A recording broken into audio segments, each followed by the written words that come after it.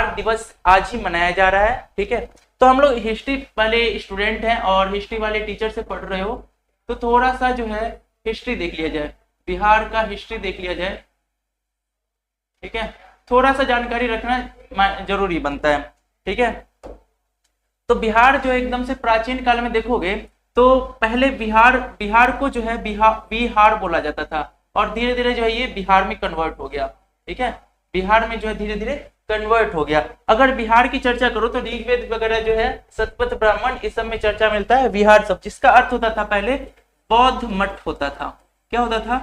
बौद्ध मठ होता था, जहां पे या फिर बोल सकते हो बौद्ध विहार, जहां पे जो है बुद्धिस्ट लोग जो है रहा करते थे। लेकिन बाद में जब आपको पता होगा जब पूर्व मध्यकाल आया, जब जो है महमूद गजनबी वगैरह जैसे लोग जो है यहाँ पे आक्रमण करने लगे और उसके बाद जो है आपका मोहम्मद गौरी ये सब जो है और फिर अलाउद्दीन खिलजी से पहले जो आपका इल्तुतमिश वगैरह सब आया और उसी में एक व्यक्ति का नाम याद होगा बख्तियार खिलजी। ठीक है, तो उस समय हमें सबसे पहली बार जो है बिहार की चर्चा मिलती है मिन्हाज-उस-सिराज की किताब में। ठीक है, मिन्हाज-उस-सिराज की किताब में ये बिहार का चर्चा मिलता है। बिहार और बंगाल को जो है बख्तियार खिलजी ने जीता था। ठीक है, अब ऐसे करके धीरे धीरे करके जो है बिहार जो है बंगाल प्रांत का हिस्सा हो गया था। बंगाल प्रांत का जो है वो हिस्सा बना हुआ था।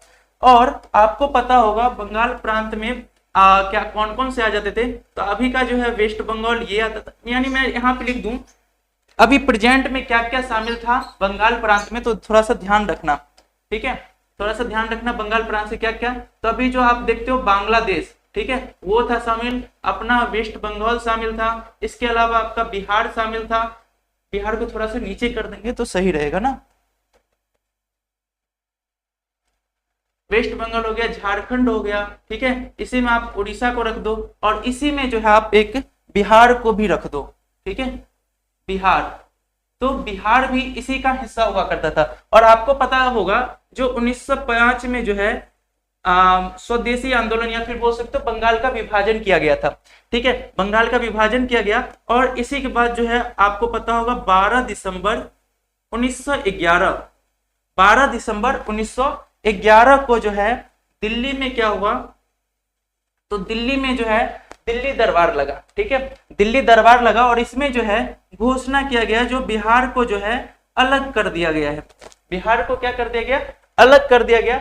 और फाइनली जो है बिहार जो है आपका जो एक मतलब अलग प्रांत के रूप में कब निकला, तो एक अलग प्रांत के रूप में जो आपका यही 22 मार्च, ठीक है, 22 मार्च 1912 को जो है बिहार जो है अपना एक अलग राज्य के रूप में आता है। ठीक है, बिहार जो एक अलग राज्य के रूप में कब आता है, तो 22 मार्च 1912 में आता है और इसी के उपलक्ष्य में हम लोग जो है बिहार दिवस मनाते हैं। अब बात समझ में आ गई।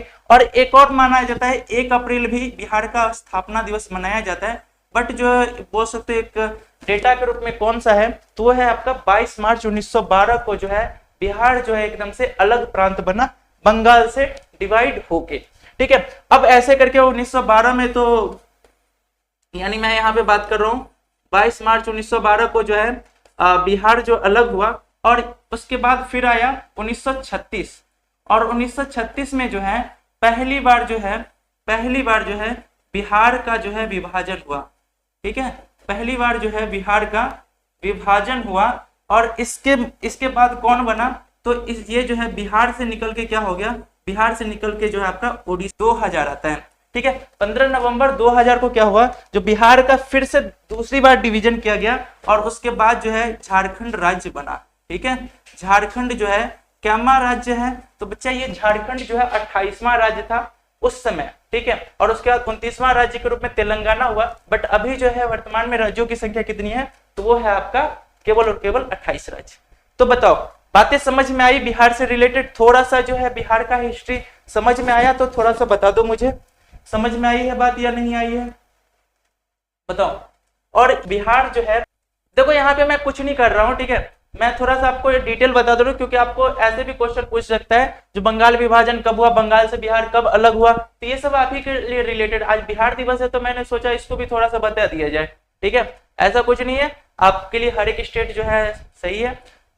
चलिए तो थोड़ा सा और बिहार के बारे में देख ले। तो बिहार में आपको पता होगा जो यहीं पे जो है यहीं से जो है एक साम्राज्य, ठीक है, साम्राज्य बनना जो है या अखंड भारत की शुरुआत जो है वही बिहार से ही हुआ था, ठीक है। यानी अगर जो यहाँ पे एक मैप बना दिया जाए, आप इतिहास वाले स्टूडेंट हैं, ठीक है, तो थोड़ा सा तो चर्चा याद रखना जरूरी, ठीक है।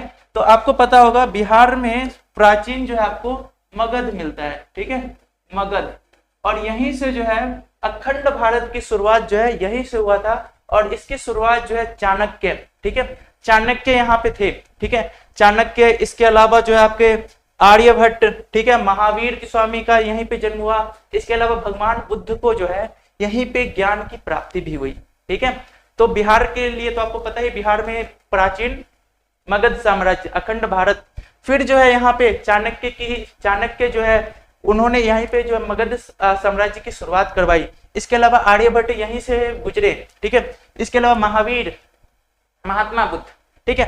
तो इसी पे जो है एक मतलब एक लाइन बनी है, ठीक है, वो लाइन मैं आप लोगों के सामने बोलना चाहता हूँ, बस ऐसे ही है, ठीक है। इसकी रचना जो है कुमार अभिषेक जो है की थी, और ये लाइन यही है, जो चाणक्य की नीति हूं, क्या है, चाणक्य की नीति हूं, आर्यभट्ट का आविष्कार हूं मैं, चाणक्य की नीति हूं मैं, अब आर्यभट्ट का आविष्कार हूं मैं, महावीर की तपस्या हूं, बुद्ध का अवतार हूं मैं, क्या है, फिर से सुनिएगा, चाणक्य की नीति हूं, आर्यभट्ट का आविष्कार हूं मैं, महावीर की तपस्या हूं, बुद्ध का अवतार हूं मैं, अजी हाँ बिहार हूं मैं, अजी हाँ बिहार हूं मैं, ठीक है। तो इसकी रचना जो कुमार अभिषेक ने की है, और ये जो है लाइन इसी संदर्भ में मैंने बोलने की कोशिश की है, ठीक है।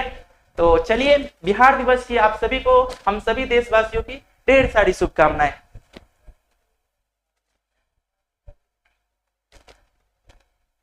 चलिए ठीक है, तो इन्हीं बातों के साथ अब अपनी क्लास को स्टार्ट किया जाए। बताइए, क्लास को स्टार्ट किया जाए। अगर क्लास स्टार्ट करने के लिए रेडी है तो थम्स अप करें और चलते हैं अपने क्लास की तरफ।